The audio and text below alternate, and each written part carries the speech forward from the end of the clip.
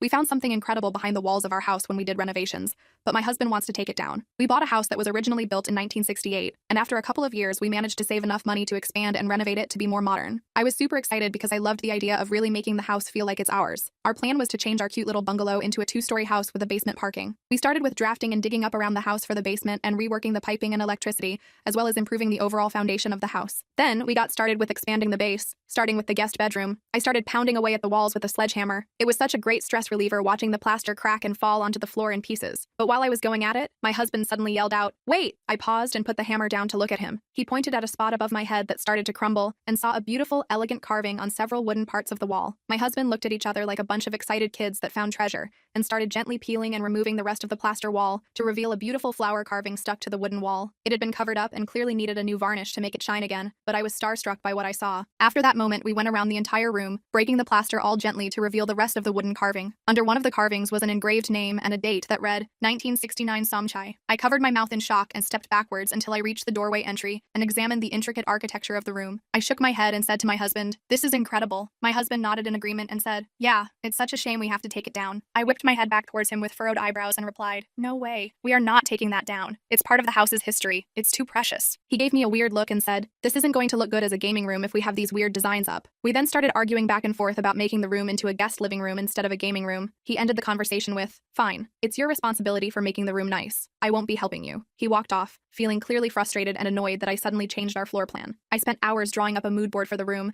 and made it boho-themed to match the wooden carvings of the room. I also tried to find the original artist that created the designs and called up our old real estate agent to get information on the owner of the house. She explained how the house owner had a Thai husband who was known for his artistic ability. He unfortunately died quite young, and the wife moved back to the family after selling away all of his artwork. I felt heartbroken by the story, but it motivated me to work harder at really highlighting the beauty of the man's last piece of artwork in the house. And while I put all my focus and energy to fixing up the room, my husband finished up the rest of the house plan. The renovations in total took almost 2 years, but it was well worth it. When we invited our friends over, they were thrilled to see the incredible room. My husband also apologized for overreacting once he saw how wonderful the room turned out. This year, we're actually selling the house, and we plan to choose the offer of the person who really appreciates the room as much as we did.